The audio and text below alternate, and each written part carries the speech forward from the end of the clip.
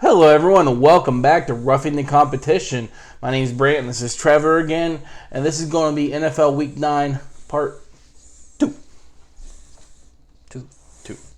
All right, let's get this going. Part 1, we already saw the Thursday game and a lot of the early Sunday ones. But as always, we keep a Sunday one on Part 2 just to help balance it out. So right away, we're going to kick things off here with the Steelers versus the Ravens in a matchup for the AFC North. Let's face it, the Bengals are starting to slide a lot, and these two teams are doing what tradition does. They're staying in it. So, Brant, even though we know who you're picking because, well, you got the jersey on, you still taking your Steelers this week, or do you believe the Ravens have a chance? I see my happy dance. I see your happy You dance. like my happy dance? I don't like your happy dance. Steelers are back, ladies and gentlemen, and I don't feel bad for saying that. Yeah. I really don't. I mean, Joe Hayden's starting to play like a Pro Bowl corner again. Yeah. I think with that year in the system, and James Conner, stud. Now, can he do it the rest of the season? Let's find out. But as of right now, stud.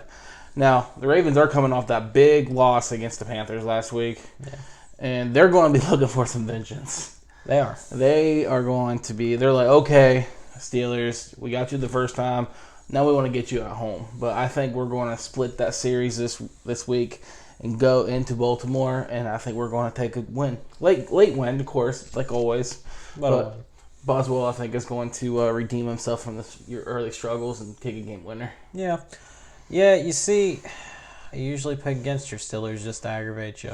I know you do. And I truly think that the third trade of what we've talked about now, the Ty Montgomery deal, will be a big splash for the Ravens as the year goes on. It gives Joe Flacco a weapon he doesn't have. Quick dump off out of the backfield, a guy that power runs, and a guy that's just hungry for the ball. But he won't be that big of a factor this week because, like you said, he's got to learn the offense. So, taking the Steelers. They're on a mission. Get to the playoffs. See if Ben can get another ring. And we'll see if that continues. Oh, man.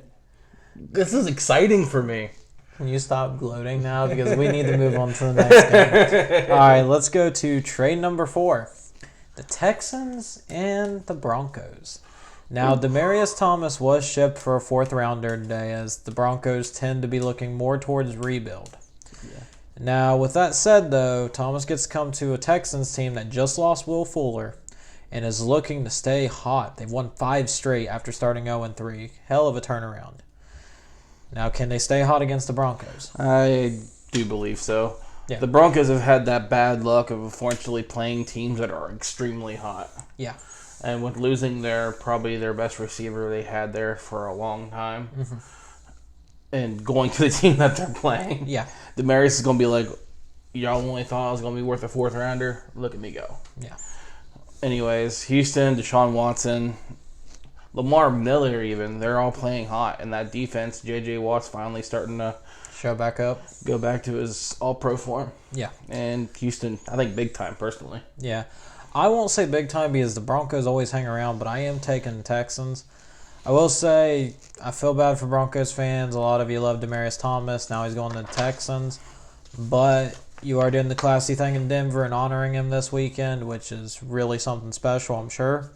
But I will say this, the Texans, you're on the playoff march.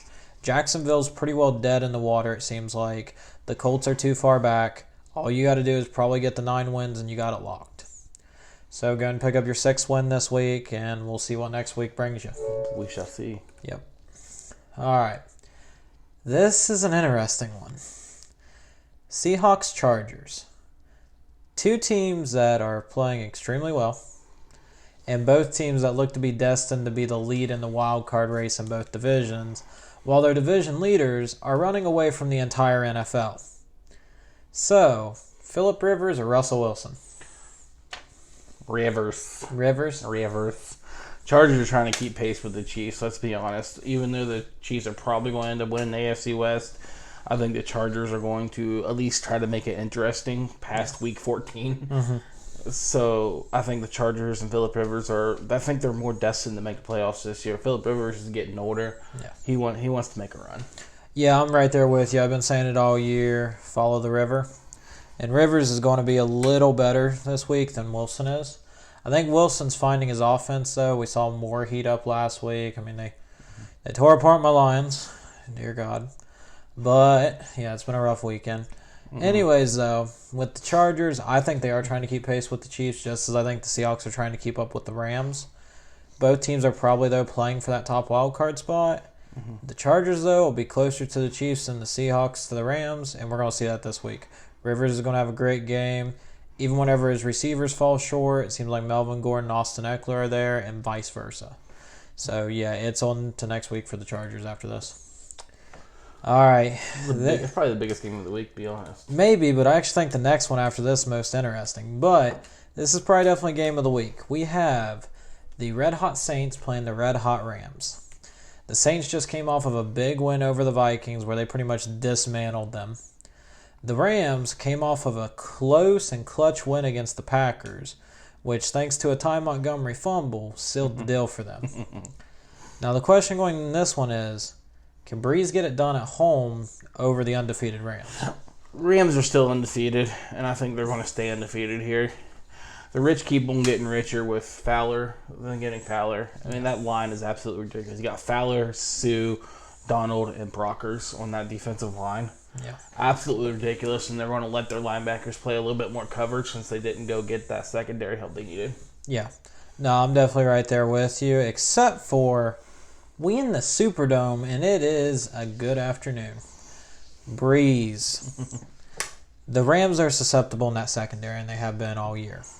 I know, I sound crazy saying that. A defense is as loaded as they are. You got Talia and Peters back there. Yeah, they've been great. It's been that third and fourth cornerback and even the linebackers to some extent that have struggled. Now, once Fowler gets acclimated, that'll probably allow Barron to drop in the coverage. Then that's a nightmare scenario for any team. Because you're talking about a former safety playing coverage as a linebacker. But until then, they're going to be susceptible. And the Saints are going to take advantage of that because, well, it's Drew Brees.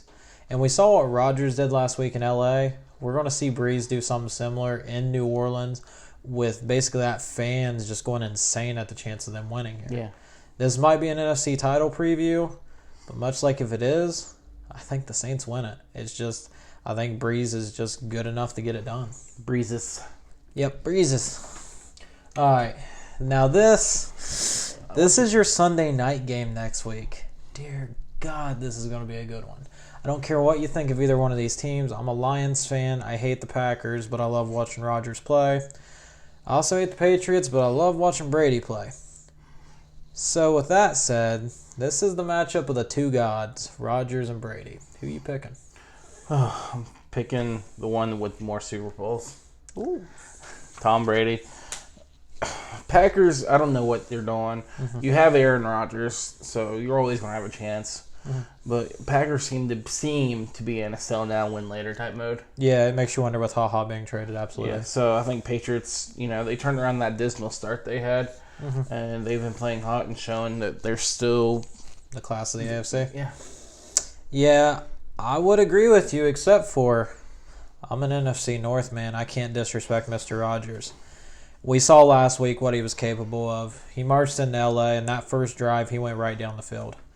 And even though LA tried to stay ahead of him the whole way, I dare anyone to tell me that if Ty Montgomery doesn't fumble that football, that Aaron Rodgers doesn't drive down and put at least a field goal on the board to beat the Rams. Because whenever that man's on a mission, he's on a mission. And going in the last week, I know in the fourth quarter, he was, I think it was 5 TDs, almost 750 yards passing, and no picks with a QBR around 120. That's just insane. He's going to pull it out in the clutch here because the Packers need this win more than the Patriots. They're around 500. They got to keep pace with the Vikings. The Patriots, meanwhile, are 6-2. And even if the Dolphins win, they're still ahead of the Dolphins. And I mean, crying out loud, it's the Dolphins. So the Packers need it more. They get it done here. We'll see. Yeah. And let's go to another trade, but this one happened like a week ago. But since Cowboys were on bye, we didn't bring it up. Mari Cooper goes to the Cowboys for a first-round pick. A lot of people say overpaying. I don't believe so, but we can discuss that later. I whispered that because he thinks they overpaid. Way overpaid. Yeah. Anyways, though, they're taking on the Titans. So we have the crying Cowboys taking on the Titans, who should be crying because they're terrible. But who you got here? I don't think Titans can find any rhythm at all on offense. Yeah. And maybe, just maybe, Amari Cooper proves that he's worth that first round pick. Just maybe. He hasn't shown the talent of the first round draft pick, and I don't see him showing it, but maybe. Yeah. Oh, that was hard. Yeah. I just picked the Cowboys. I know you did. Glad it makes you feel better. I picked the Cowboys too. Personally, I love the Cooper deal. The Cowboys in this upcoming draft in the first round, what are you taking? You're pretty happy with your defense. And I mean, it's a draft that's loaded with offensive linemen. If you tell me there's an offensive lineman the Cowboys need, I swear to God, even their backups could start in Jacksonville. There isn't a soul that they need on that offensive line. You don't need a running back. There'll be a few in this draft in the first round. At the moment, you're not sure if you need a quarterback, but you probably weren't taking one in the first round anyways. Your defense, like I said, is already solid, so wide receiver was your need. There's not a good wide receiver in this draft at the moment. Sorry, there's not a first-round talent. So trade for Cooper, see what happens.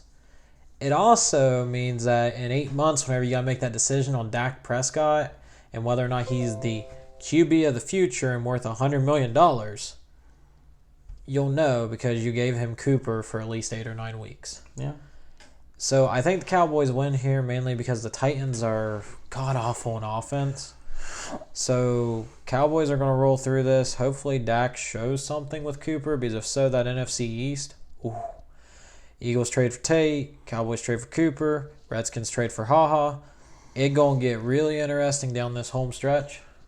I mean, all these trades definitely made the field more noticeable of who's contending and who's not. I do think the Eagles won, though, with the Tate trade. Yeah. I'm not sure yet on that. I think he's a great addition, but there's so many weapons there, he might get buried in the pile. Cowboys got a shot with Cooper here, and I think the Redskins made a heck of a deal for HaHa. I guess who else they going to throw to in Dallas? Watch Cole Beasley get open on that. I hate saying that, but he's a great slot receiver. All right, guys, it's been a fun week. The trade deadline was both great and soul-crushing. Heartbreaking. Yeah. Not for me. Yeah, not for you. You Steelers don't trade for anybody ever. I'm used to it. Yeah, you should have went and got somebody. No.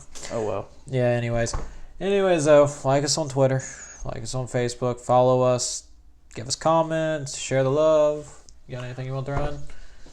Go Steelers. Bye, guys. See you guys.